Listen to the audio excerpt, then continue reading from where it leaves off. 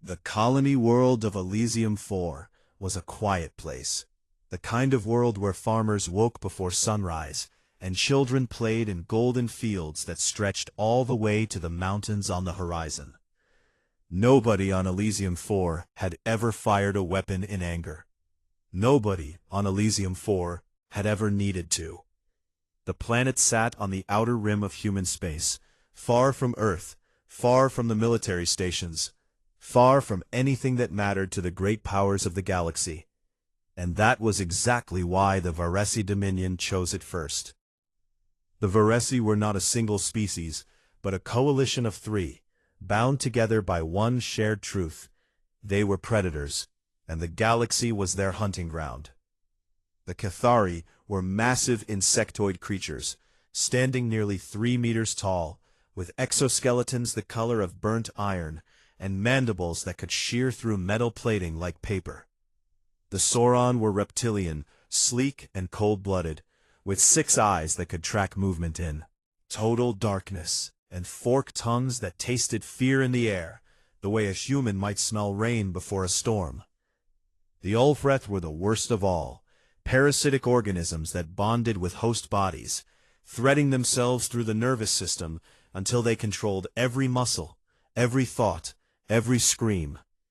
Together, these 3 species had ruled the darker corners of the galaxy for over 6,000 years. They hunted sentient species the way ancient human kings once hunted deer, for sport, for ritual, for the simple pleasure of watching something weaker than themselves die afraid. Dozens of species had been hunted to extinction under the Varesi banner. Nobody stopped them. Nobody even tried. When the Varesi first discovered humanity, their scouts had spent less than a standard cycle studying the species before filing their assessment. Humans were slow compared to most galactic species, with no natural armor, no claws worth mentioning, venom, no psionic capability, and a skeletal structure so fragile that a single blow from a Cathari limb would shatter every bone in a human torso. The classification came back as Tier 0, the lowest possible ranking on the Varesi Prey Index. The report used a phrase that roughly translated to barely worth the chase. A hunting fleet of 9 ships entered the Elysium system on a Tuesday morning, local time. They jammed every communication satellite in orbit within the first 4 minutes. They disabled the colony's 2 small defense platforms, outdated models that had never been tested in actual combat, within the next 6. By the time the first Varesi drop pods hit the surface, the people of Elysium 4 did not even know they were under attack. They learned quickly. The Cathari came first, crashing through the walls of the outer settlements like living siege engines, their mandibles shrieking with a sound that vibrated in the chest and turned the legs to water. The Sauron came next, slipping through the tree lines and the tall grass, picking off runners with long-range plasma bolts that left nothing but ash and the smell of burned meat. The Ulfreth came last, drifting through the wreckage in their host bodies, collecting the wounded, the hiding, the children who had crawled under beds and into closets, thinking they were safe. The Varesi did not simply kill. They hunted. They released groups of colonists into the wilderness and gave them a head start, sometimes an hour, sometimes only minutes, before pursuing them through the forests and the mountains with the patience of creatures who had done this 1,000 times before, on 1,000 different worlds. They kept score. They marked their kills with ceremonial brands burned into the earth beside each body. They arranged the dead in patterns that meant something in their culture, spirals and lines and shapes that human eyes could not read, but human hearts understood perfectly. This was not war. This was entertainment. 72 hours after the first drop pod landed, the hunt was declared complete. Of the 40,000 humans who had lived on Elysium 4, 6,000 remained alive, left deliberately, because the Varesi believed that survivors spread fear better than corpses. Before they left, the hunting fleet planted a marker at the center of the largest settlement, a tall spike of black metal engraved with words in the Vaharesi trade language. Good prey runs, great prey screams. Commander Marin Voss arrived 11 hours after the Vaharesi departed. She was a 46-year-old Earth naval officer stationed at a patrol base 2 systems away. The kind of soldier who had spent her career preparing for a fight that she always hoped would never come. She had received a broken distress signal from Elysium 4. Just fragments, just static and screaming, had pushed her ship's engines past their safety limits to get there. She was not fast enough. Voss walked through the ruins of the colony in silence, her boots crunching on broken glass and scorched earth, her face set like stone, while her hands trembled at her sides. She saw the bodies, arranged in their alien patterns. She saw the brands burned into the ground. She saw the black marker spike, standing tall and proud in the center of what had once been a town square, where children played and old men argued about weather and crops. She read the translation her ship's computer provided, and she stood there for a long time, saying nothing, breathing slow, feeling something cold and sharp settle into the center of her chest, like a blade made of ice. Around her, the survivors emerged, hollow-eyed, shaking, many of them injured, all of them broken in ways that would never fully heal. A young girl, no older than 8, tugged at the sleeve of Voss's uniform and asked a question that would haunt the commander for the rest of her life. "Are they coming back?" Voss knelt down and looked the girl in the eyes, and could not bring herself to lie. "I do not know," she said. But she knew. Of course they were coming back. Prey that was this easy would always bring the hunters back for more. That night, standing on the bridge of her ship while the medics worked below, and the survivors wept in cargo bays that were never meant to hold the broken, Voss composed a single encrypted message and transmitted it to Earth High Command on the tightest, most secure channel the Navy possessed. The message was short. "They are hunting us, and they are not afraid of us at all." She paused before sending it, and added one more line. "They should be." Far away in the cold between stars, a Sauron observer named Tarek Zahn sat in his quarters aboard the returning hunting fleet and reviewed his footage of the Elysium 4 operation. He found it unremarkable. The humans had run as prey always did. They had screamed as prey always did. They had died as prey always did. He filed his official report with a single footnote at the bottom. "No significant threat detected. Recommend continued harvesting at discretion." He did not think about the humans again. The news of Elysium 4 reached Earth like a hammer blow to the chest of every living human being. The footage was not released to the public at first, but it leaked within days. Shaky recordings from colony security cameras, personal devices found among the wreckage, and the cold orbital scans that showed the scale of the massacre from above in terrible, undeniable clarity. 40,000 people reduced to 6,000 in 3 days. Families erased. Children hunted through forests like animals. Bodies arranged in alien patterns as trophies. For the first time in over a century, every nation, every faction, every political movement on Earth and across the colonies was united. Not by hope, not by ambition, but by a fury so deep and so raw that it had no name in any human language. The United Earth Council convened an emergency session within the week.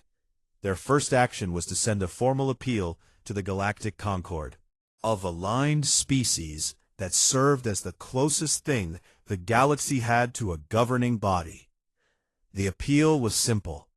Humanity requested protection, or at the very least, formal sanctions against the Varesi Dominion for the unprovoked massacre of a civilian population. The response came 31 days later. It was silence. Not a rejection. That would have at least acknowledged that humanity mattered enough to refuse. Just nothing. No vote, no debate, no statement, no condemnation. A few sympathetic species sent private messages through back channels, quiet warnings delivered with the tone of people who had seen this before and had long since given up. "The Varesi have hunted for 6,000 years, one message read, and in that time, 43 sentient species have been hunted to extinction under their banner. Not one galactic power has ever intervened. This is considered the natural order. Predators hunt and prey dies. We are sorry for your loss. End of P."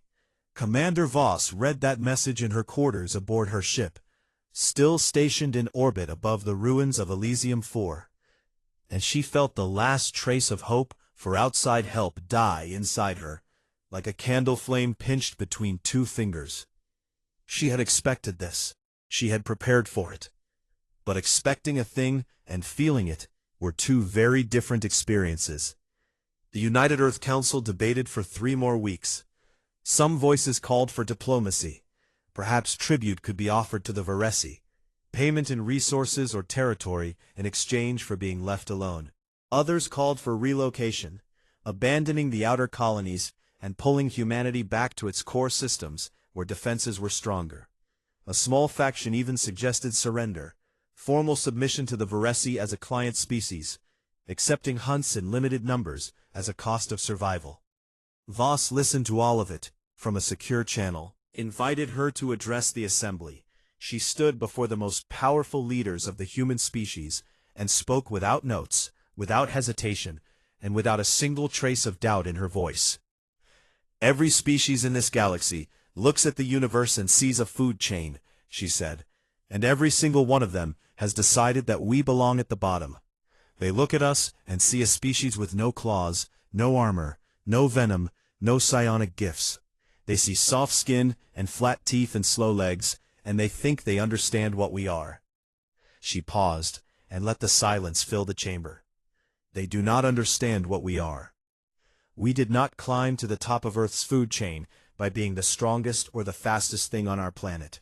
We did it by being the most relentless, the most adaptable, and the most viciously creative thing that evolution ever produced. We chased prey across continents until it collapsed from exhaustion.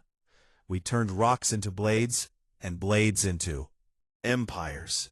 We tamed fire, split the atom, and left our own world behind, because the stars were there, and we refused to be told they were not for us.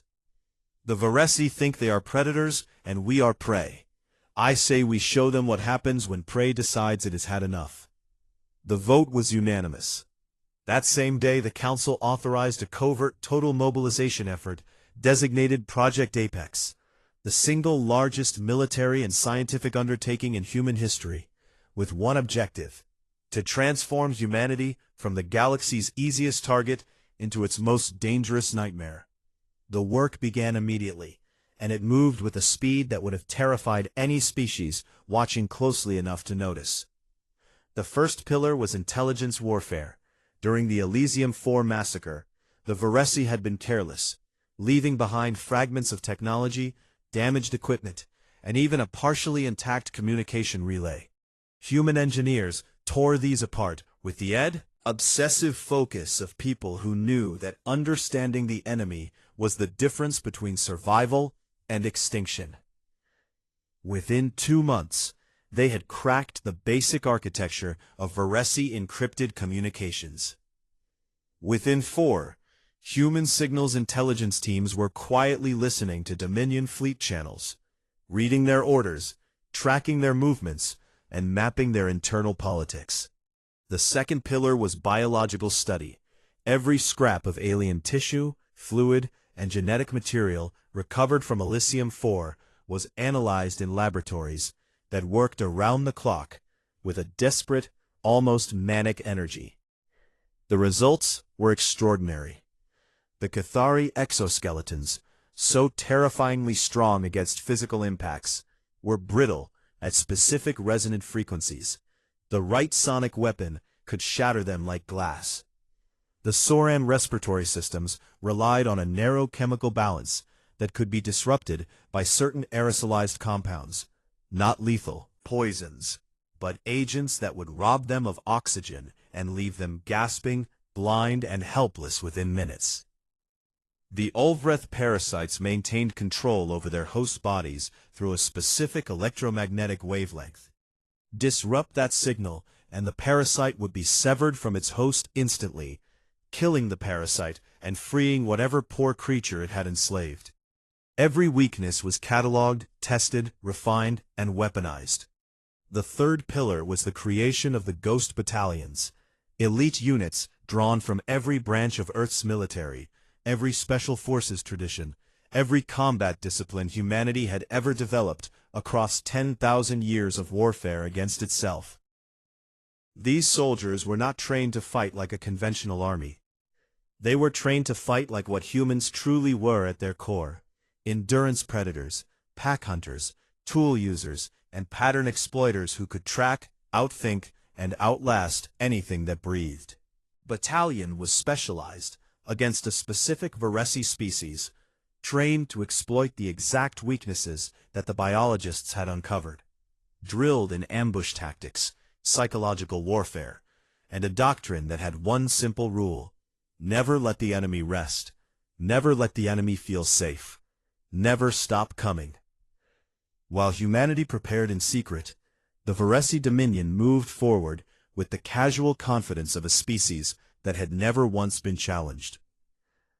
A second hunting fleet was assembled and dispatched toward the human colony world of New Carthage, a larger, more established world than Elysium IV, with dense forests, mountain ranges, and a network of caves that the Varesi scouts described as excellent terrain for extended hunts. Tarek Jean, the Sauron observer who had found the Elysium operation so unremarkable, was reassigned to this fleet at his own request, not out of concern, but out of boredom, because his current posting offered nothing interesting. Least the humans provided moving targets. The fleet entered the New Carthage system on a clear day and scanned the planet below. There were no military vessels in orbit. There were no orbital defense platforms. There were no distress signals, no evacuation transports, no sign of any preparation at all. The fleet commander, a massive Cathari warlord named Vreth Kal, who had personally killed over 300 sentient beings across 40 worlds, studied the scans and clicked his mandibles in deep satisfaction. "They have not even tried to fight," he said to his bridge crew, and the crew responded with the clicking, hissing sound that passed for laughter among the Cathari. Deep below the surface of New Carthage, in a command bunker buried under 200 meters of solid rock, Commander Marin Voss watched the Varesi fleet arrive on her tactical display. She counted their ships. She identified their classes. She cross-referenced their formation with the intelligence her teams had gathered from the cracked Varesi communications. And she smiled, a cold, sharp, patient smile that had nothing to do with happiness, and everything to do with the knowledge that 6 months of rage and preparation were about to be unleashed on creatures who still thought they were the hunters. She keyed her command channel and spoke 2 words to the thousands of soldiers hidden across the planet, waiting in the forests and the mountains and the caves like wolves in the dark. The Varesi landed 12,000 hunters on the surface of New Carthage in waves, their drop pods screaming through the atmosphere like burning seeds falling from an iron sky. Vreth Kal had organized the hunt with the care of a craftsman. Cathari shock troops would sweep the lowland forests. Sauron trackers would comb the mountain ridges. And Ulvreth operatives would infiltrate the cave networks where prey so often tried to hide. It was a proven method, tested on dozens of worlds, perfected over centuries. The hunters spread across the planet in groups of 50 to 100. Moving with the relaxed confidence of creatures at the top of every food chain they had ever encountered. For the first 6 hours, they found nothing. No humans, no tracks, no heat signatures, no sound except the wind in the alien trees and the distant calls of native animals that did not know enough to be afraid. This was unusual. Prey species always ran. That was the fundamental law of the hunt, as reliable as gravity. Even the most primitive species would flee, would leave trails of broken branches and footprints, and the chemical traces of fear that Sauron tongues could taste from a kilometer away. But the forests of New Carthage were empty, and the mountains were silent, and the caves held nothing but darkness and dripping water. Vreth Kal, monitoring from his command ship in orbit, felt the first small itch of something he could not quite name. Not concern, because Cathari warlords did not feel concern, but perhaps curiosity, or perhaps the ghost of an instinct that his species had forgotten long ago because they had never needed it. The instinct that whispered, "Something is wrong." He dismissed it and ordered his hunters to push deeper. That was exactly what Commander Voss was waiting for. At the 7-hour mark, when the 12,000 Varesi hunters were spread across 400 kilometers of wilderness, in dozens of isolated groups, with no line of sight to each other, and no quick way back to their landing zones, the first phase began. They called it isolation. Buried across the planet's surface, hidden under layers of soil and stone and sensor-dampening material, over 6,000 EMP mines detonated simultaneously. The effect was instantaneous and devastating. Every Vaharisi communication device within range went dead. Personal radios, squad relays, orbital uplink stations, all of it reduced to sparking, useless scrap in the space of a single heartbeat. Worse, the EMP pulses hit the Vaharisi landing craft with enough power to fry their launch systems, trapping the ships on the ground like beached whales. In orbit, Vreth Kal watched his tactical display dissolve into static and felt that nameless itch grow into something sharper. 12,000 hunters, cut off from each other, cut off from their ships, cut off from him, alone in the forests of an alien world. And then the second phase began. They called it terror. The ghost battalions emerged from hiding places that the Varesi scanners had passed over a dozen times without detecting. Camouflaged positions dug into hillsides, concealed platforms in the forest canopy, flooded tunnels that humans had swum through in total darkness with rebreathers clenched between their teeth, waiting for hours in freezing water without moving, without complaining, because humans could endure what no other species in the galaxy would tolerate. They did not fight like a military. They fought like predators. A Cathari patrol of 60 hunters, pushing through a dense forest valley, found their lead scouts missing, simply gone, as if the trees had swallowed them. And when they sent a search party, they found the scouts' mandibles torn off and pinned to tree trunks with metal spikes, arranged in a line like a fence. Warning, like a message that needed no translation. The Cathari patrol broke formation and charged in rage, exactly as the Ghost Battalion had predicted, and ran directly into a kill zone of directional sonic weapons tuned to the exact resonant frequency that made Cathari exoskeletons shatter. The sound was not loud to human ears, just a deep hum that vibrated in the bones. But to the Cathari, it was apocalyptic. Their armor cracked and split and fell away in shards, leaving the soft tissue beneath exposed, and then the rifle fire began. In the mountains, Sauron tracking squads moved with careful precision, their 6 eyes scanning every shadow, their tongues testing the air for the chemical signature of human fear. They did not find fear, they found bait. False scent trails laced with synthetic stress hormones, designed by human biochemists who had studied Sauron hunting behavior with the obsessive focus of scientists who knew that failure meant extinction. The trails led the Sauron into narrow ravines with steep walls, and when enough of them were inside, sealed canisters buried in the ravine walls cracked open and flooded the space with an aerosolized compound that attacked the Sauron respiratory system with surgical precision. Within 90 seconds, the hunters were on the ground, gasping, blinded, their 6 eyes streaming with fluid, their bodies starving for oxygen that their lungs could no longer process. In the caves, the Ulvreth moved in their stolen host bodies, confident that the darkness was their domain, that no prey species could match them in close-quarters subterranean combat. They were wrong. Human teams equipped with portable EM pulse generators waited in the deepest chambers, and when the Ulvreth entered, they activated the devices. The electromagnetic burst severed the parasitic neural links instantly. The Ulvreth organisms died in seconds, and their host bodies collapsed too. The cave floor, suddenly free, suddenly empty, twitching and convulsing as nervous systems that had been enslaved for years tried to remember how to function on their own.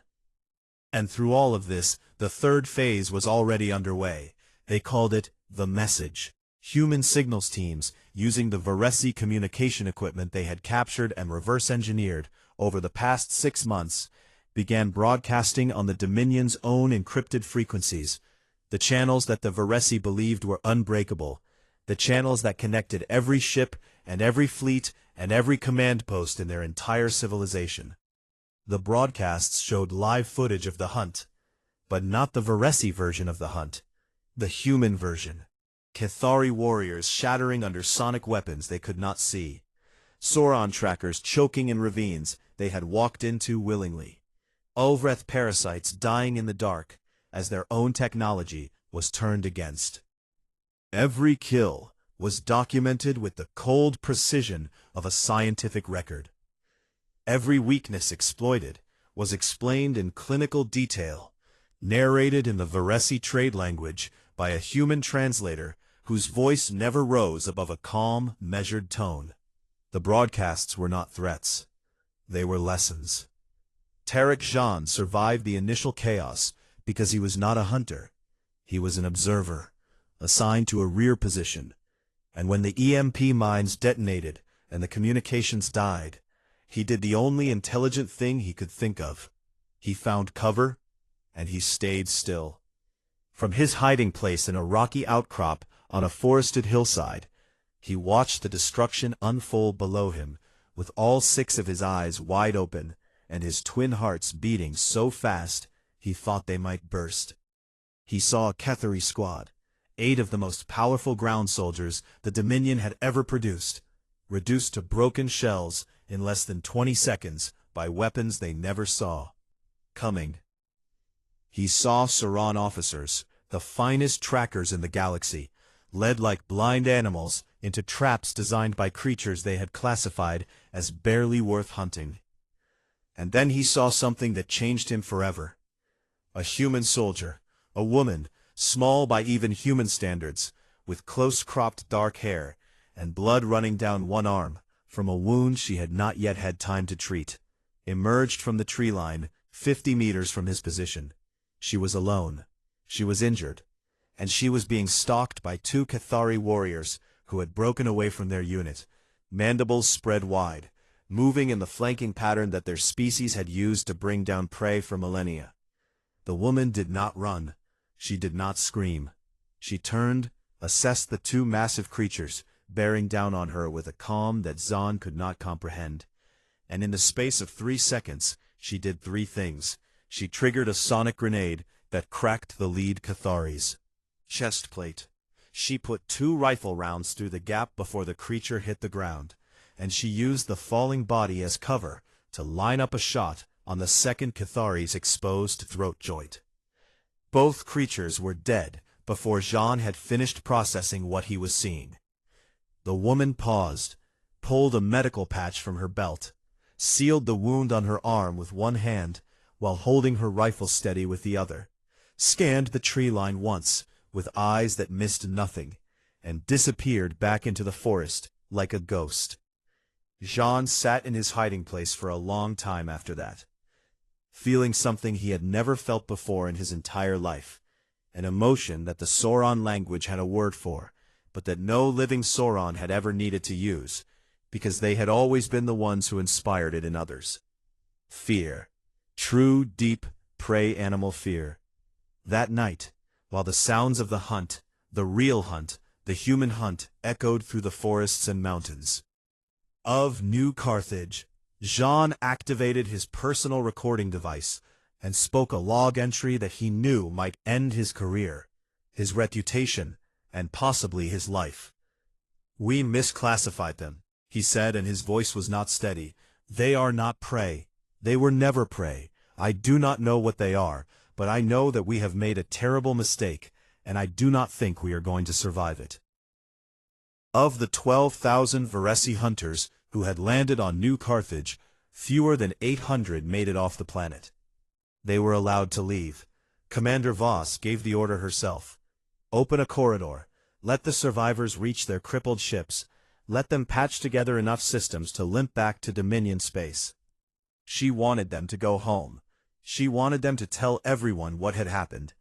Vreth Kal, the Cathari warlord, who had killed 300 sentient beings across 40 worlds, crawled aboard the last shuttle with 2 of his 6 limbs missing, his unbreakable exoskeleton held together with emergency sealant.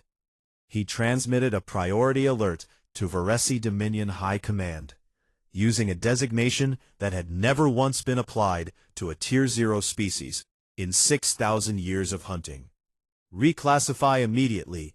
Humans are apex." The recordings from New Carthage spread through the galactic communication networks with a speed that no government could contain and no censor could suppress.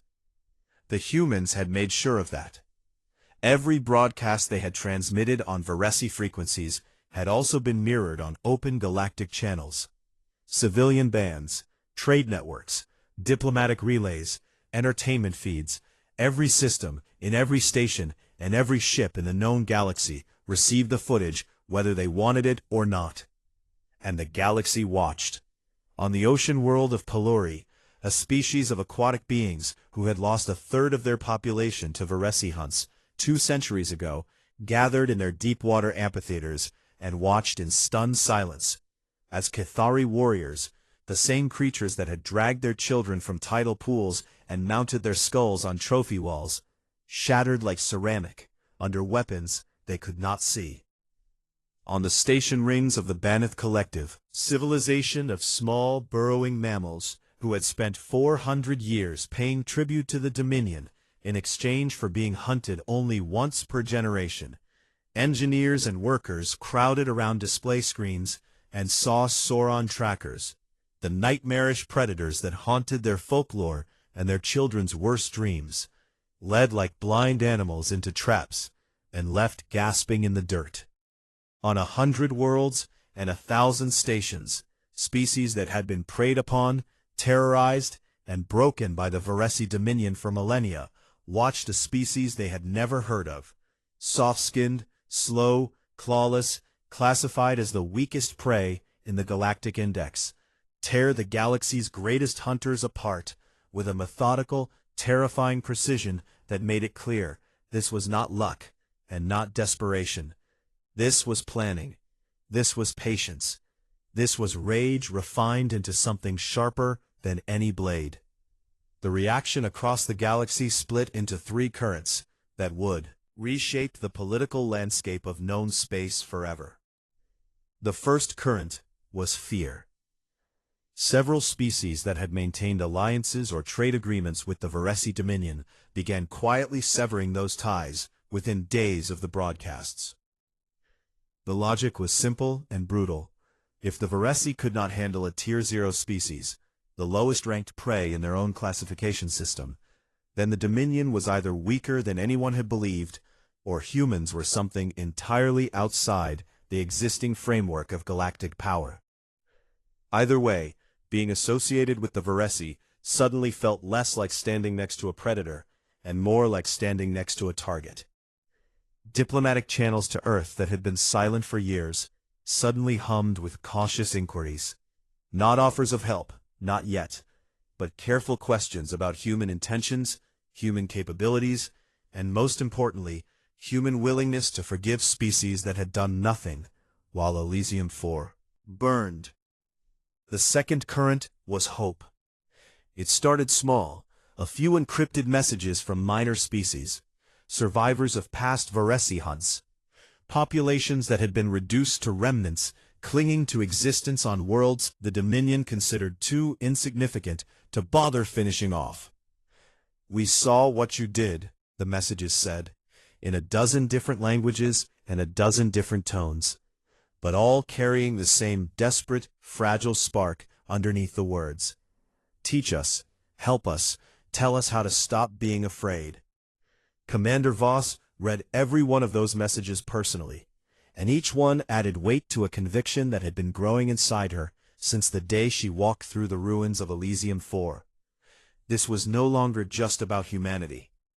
This was about every species that had ever been told it was prey and had believed it. She began assembling something, not a formal alliance, because there was no time for treaties and protocols, but a network, a web of shared intelligence and mutual support that connected humanity with the broken, the hunted, and the angry across dozens of star systems. It was small and fragile, and held together by nothing stronger than a shared memory of what it felt like to be helpless. But it was real, and it was growing. The third current was the one that would decide the fate of the galaxy. Inside the Varese Dominion, the new Carthage disaster struck like a bomb in the heart of a civilization that had never known defeat. The three ruling species, Cathari, Sauron, and Ulvreth, convened an emergency war council in the Dominion's capital fortress, a massive station built from the bones and hulls of conquered civilizations that orbited a dying star like a monument to 6,000 years of unchallenged supremacy. The Ulvreth faction, the most calculating of the three, counseled patience and analysis. The humans had demonstrated unexpected capability. Engagement without understanding how they had achieved such results would be foolish. The Sauron faction, practical and cold, agreed in principle, but pushed for measured escalation, targeted strikes against human infrastructure and supply lines to weaken them before any major engagement, a strategy of slow strangulation that played to Sauron's strengths in tracking and persistence. The Cathari faction wanted blood. Vreth Kal, still healing from the wounds he had suffered on New Carthage, addressed the council from a medical cradle, with 2 prosthetic limbs, replacing the ones he had lost, and his words carried the weight of a species whose entire identity was built on being the most fearsome predators in existence. "We have been humiliated by animals," he said, his mandibles clicking with a fury that made the air vibrate. "Every species in the galaxy has seen our hunters broken. Every prey species we have ever subjugated is now looking at these humans and asking themselves if they too could fight back. If we do not destroy them completely, utterly, and publicly, the Dominion will be over within a century. Not because anyone will defeat us, but because they will stop fearing us. And fear is the only thing that holds this empire together." The Cathari faction won the vote, as the Cathari faction always did when the argument came down to pride and violence. A full Dominion armada was mobilized, not a hunting fleet, not a raiding party, but the largest military force the Varese had assembled in over 1,000 years. 300 capital ships, each one bristling with weapons designed to crack planetary crusts. 800 support vessels, carrying supplies, repair materials, and enough ammunition to sustain a campaign that could last years. 2 million soldiers, drawn from all 3 species, the finest warriors the Dominion could field, equipped with the most advanced weapons their civilization possessed. Armada's orders were simple: advance into human space, destroy every colony, every station, every ship, and every trace of human civilization, and do it in a way that the galaxy would remember for the next 6,000 years. Humanity knew it was coming. The intelligence networks the human signals teams had built inside the Varese communication system tracked every ship, every supply requisition, every fleet movement with a precision that would have horrified the Dominion if they had known.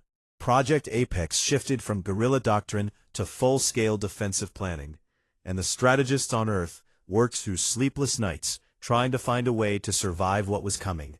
The math was merciless. Humanity had rebuilt its military capabilities, but it was still a young species with a handful of colony worlds and a fleet that was outnumbered by the Dominion Armada by a factor of more than 20 to 1. Extinction. They needed something else: allies, leverage, and a plan so audacious that no species in the galaxy would see it coming. Voss traveled to the Galactic Concord and requested an audience. The Concord, which had ignored humanity's plea for help after Elysium 4, could not ignore her now. The new Carthage recordings had made humanity the most talked-about species in the galaxy, and refusing to even hear her would carry political costs that even the most cowardly diplomats could not afford. She stood before the assembled representatives of over 200 species in a chamber designed to make visitors feel small, surrounded by beings that towered over her, beings with claws and wings and armor and psionic fields that shimmered in the air, like heat haze. She did not look small. "I am not here to beg for help," she said, and her voice carried through the chamber with a calm that silenced every murmur and every whisper. "I am here to offer you a bee. The Varesi Dominion is sending an armada to destroy my species. You know this because everyone knows this, and most of you have already decided to watch from a safe distance and see what happens, because that is what you have always done when the Varesi hunt. I understand. I do not blame you. Fear is a powerful thing, and you have been afraid for a very long time. But here is what I am offering. Humanity will break the Varesi Dominion, not just defeat their armada, but shatter the myth of their invincibility so completely that no species will ever fear them again. And in exchange, the Galactic Concord will ratify a binding law that outlaws the predatory hunting of sentient species, permanently, with enforcement mechanisms that have real teeth." She let that settle, then delivered the line that would be quoted in history texts across the galaxy for centuries. "You can join us now, or you can watch. But after this, the galaxy's food chain will be defined by us." Chain is over. Far from the Concord chambers, in a small ship drifting in the void between Dominion space and human territory, Tarek Zahn made contact with human intelligence operatives through a channel so heavily encrypted that even the Dominion's best signals analysts would need years to crack it. He offered everything: the Armada's complete fleet composition, its approach route, its tactical doctrine, the personal psychological profiles of every major commander, the supply chain vulnerabilities that the Dominion had never bothered to hide because no one had ever been in a position to exploit them. The human operative who received the data asked him the obvious question: why? Zahn was quiet for a long time before answering. "Because I have never been the one who was afraid before," he said. "And I think the galaxy needs to understand what that feels like. I think we all need to understand it, because a galaxy that runs on fear is a galaxy that deserves to fall."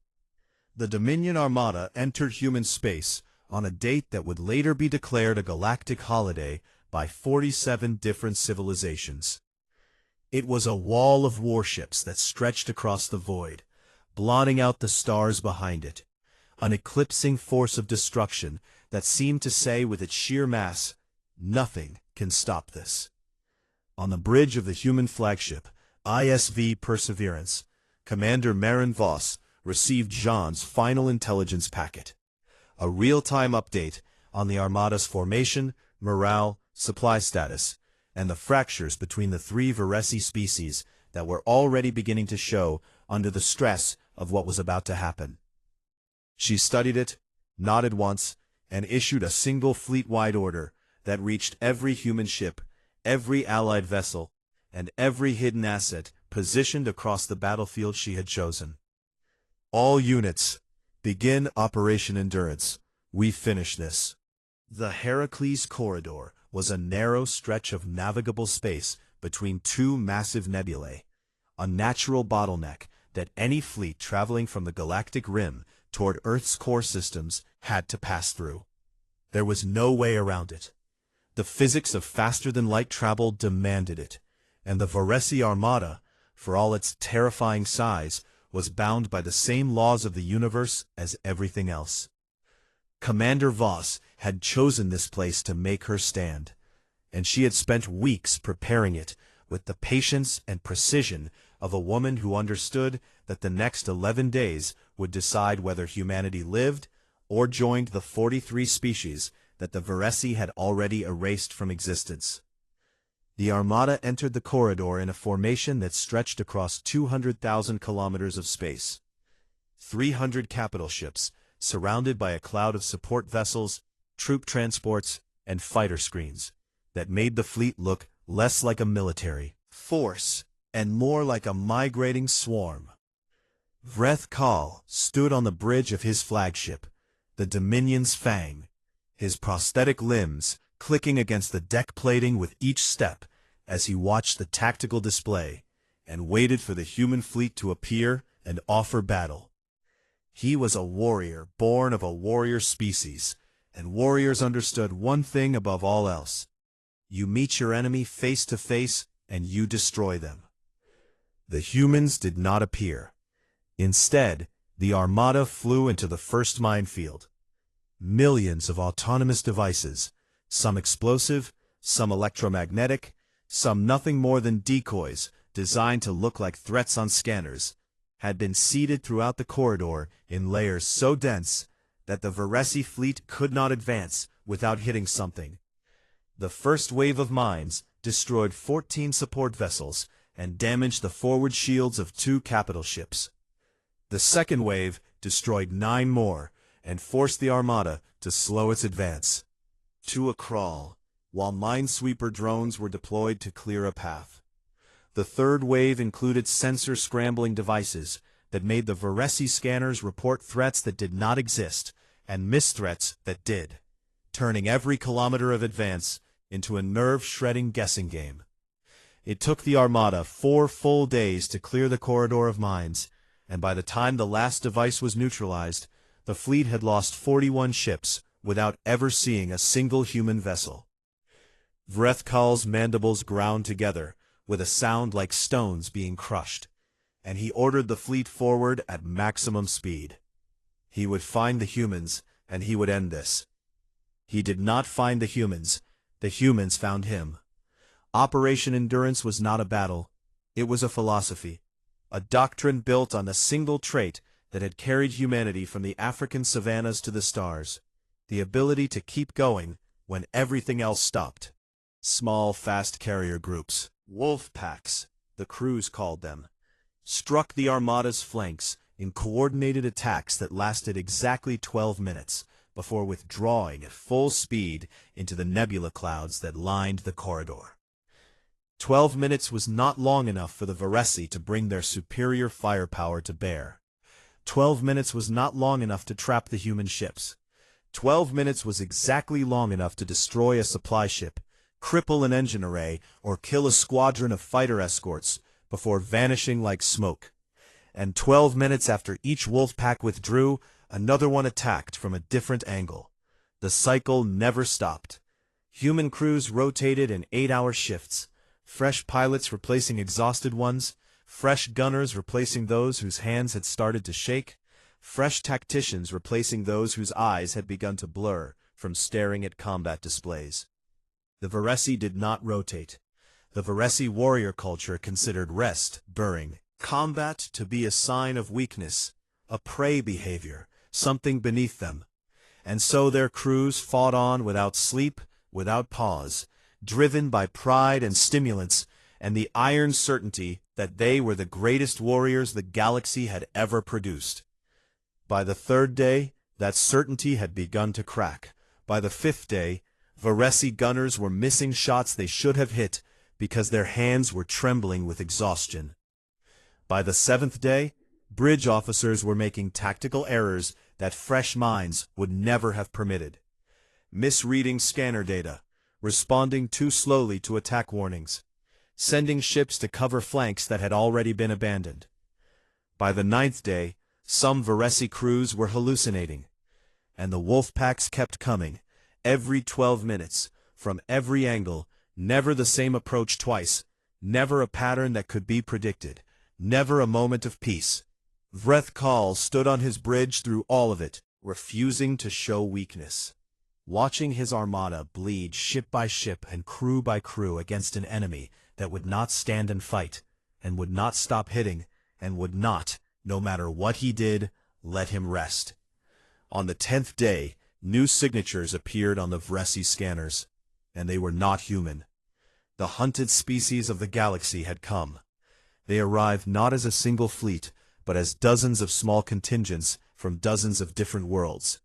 The aquatic Peluri in their water-filled cruisers, the Baneth Collective in their Burrower-class gunships, species that had no names in galactic records, because the Vresi had hunted them so thoroughly that they had been forgotten by everyone except themselves.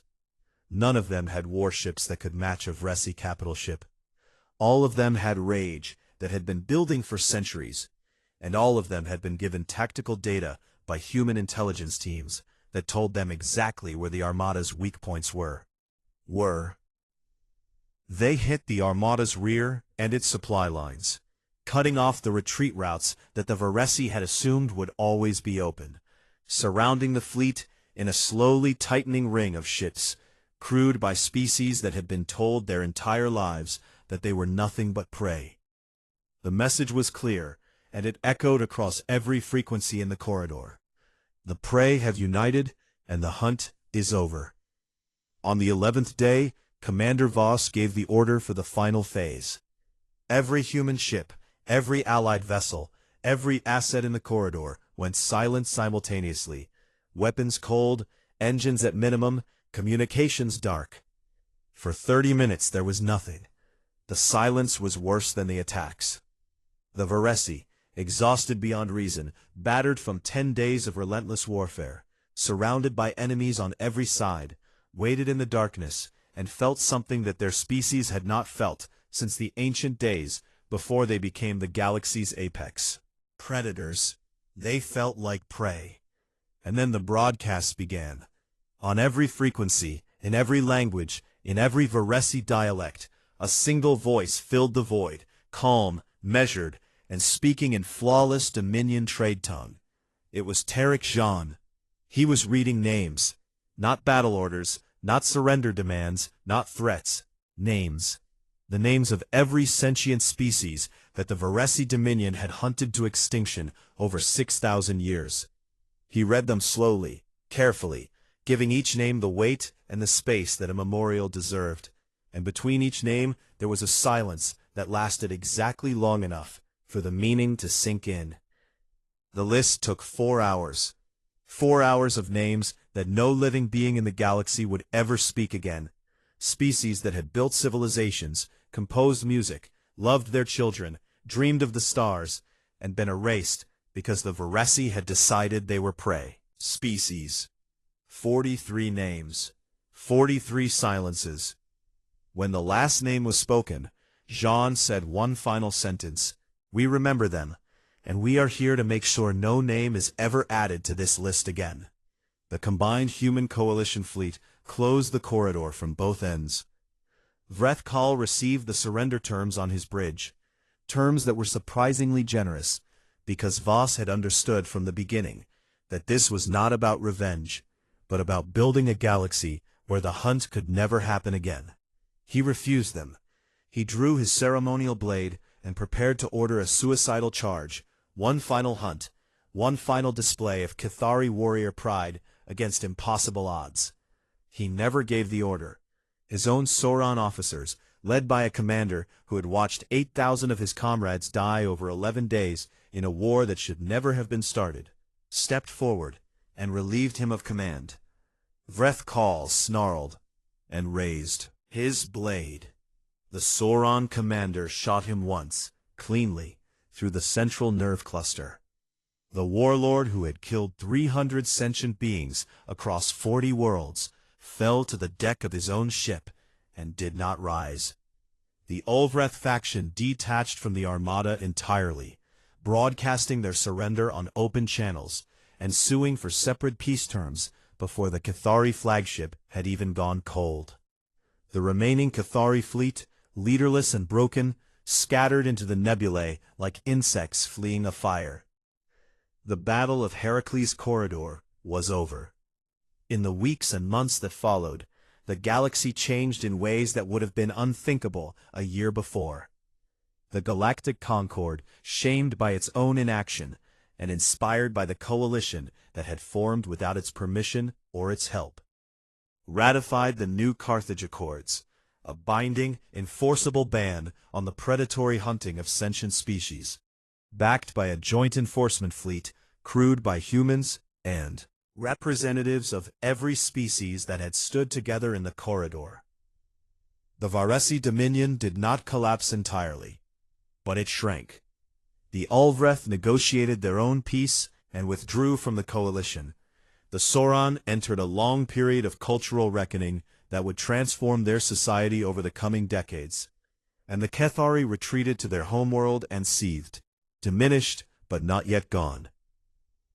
Tarek Shan was granted asylum on Earth, where he settled in a small apartment near the University of Geneva, and accepted a teaching position that allowed him to spend his days doing the thing he now believed mattered more than anything else in the galaxy: helping people understand each other. His course was called Why Predators Lose: The Evolutionary Mistake of Underestimating Prey, and it became the most popular class at the university within its first semester, attended by humans and aliens alike. Commander Marin Voss was offered a seat on the United Senator Earth Council, a position that would have made her one of the most powerful humans alive. She declined. She returned to Elysium 4 with a reconstruction corps, and spent her days overseeing the rebuilding of the colony where everything had begun. New homes rising from the ashes of the old, new fields planted where the hunting grounds had been, new children playing in places where the dead had once been arranged in alien patterns. A journalist found her there on a quiet afternoon, standing in the rebuilt town square where the Varesi trophy marker had once stood, and asked her why she had turned down power and fame to come back to this place. Voss looked at the square, at the children running through it, at the sky above that was empty of everything except clouds and sunlight, and she thought for a long time before answering. "Humans are not apex predators because we wanted to be," she said. "We are because everything on our world tried to kill us. Refused to die. That is not something you celebrate. That is something you remember." She walked away, and the journalist watched her go, and overhead a transport ship descended, carrying another load of building materials and seeds and families who had come to start again. Across the galaxy, on a dozen worlds and 100 stations, the old Varesi hunting marker, "Good prey runs, great prey screams," had been torn down, painted over, melted for scrap, and replaced. In its place, written in human script and translated into 100 alien tongues, a new phrase had taken root. Carved into walls, etched into monument stones, displayed on screens in public squares where species that had once lived in terror now walked freely for the first time in living memory. We did not run. We did not scream. We remembered, and we came back. And in the quiet corners of the galaxy, in the deep places where the forgotten species had once hidden and trembled, there was no more trembling. There was only the steady, unshakable knowledge that somewhere out there, a species of soft-skinned, slow, clawless, stubborn, impossible creatures had looked the darkness in the eye and had refused, with every fiber of their relentless, creative, furious being, to be afraid. And the darkness had blinked first.